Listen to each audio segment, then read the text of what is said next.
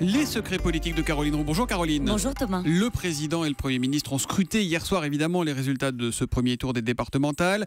La gauche est éliminée dans un quart des cantons et pourtant l'info politique Caroline, c'est qu'à l'Elysée, c'était quasiment l'ambiance des soirs de victoire. C'est hallucinant. Thomas, c'était quand on vient vraiment... d'entendre Olivier Duhamel, là, c'était flagrant. C'était hors sol. Hier soir, on avait droit à un discours de soulagement, des sourires dans la voix, dans l'entourage du président. D'ailleurs, François Hollande, il a félicité ses amis corréziens pour leur bon score. Il a été surpris d'ailleurs par celui de son ami le maire de Tulle.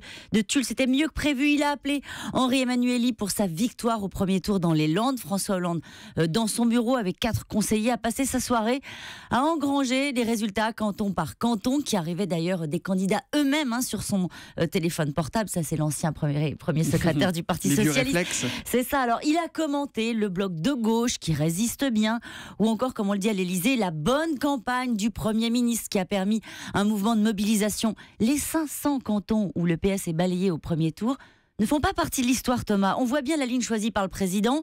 Ce n'est pas la Bérésina annoncée. On ne change rien. On continue. C'est ce qu'on appelle des éléments de langage et finalement on a l'impression que le message passe à peu près. Pour l'entre-deux-tours, qu'est-ce qu'il y a de prévu, Caroline ? Alors, 2 sorties sur le terrain économique pour vanter la France qui gagne toujours. Les villes seront choisies, vous en doutez, avec un œil sur les résultats du premier tour. L'un de ses conseillers confirme que le président va poursuivre ses contacts avec les responsables de l'autre gauche, comme on dit.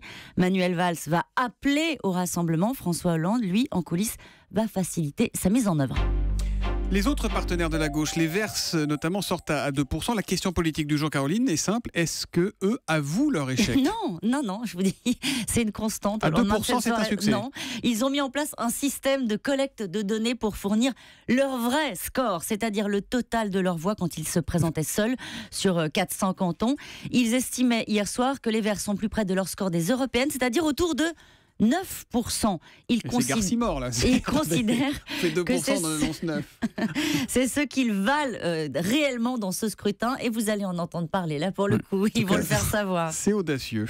Et puis, on va en entendre parler, justement. Et bien, Jean-François Copé, qui réunit ses amis. Oui, lui en reste des amis. L'ancien président de l'UMP organise mercredi une rencontre sur le thème de l'attractivité économique de Paris et du Grand Paris.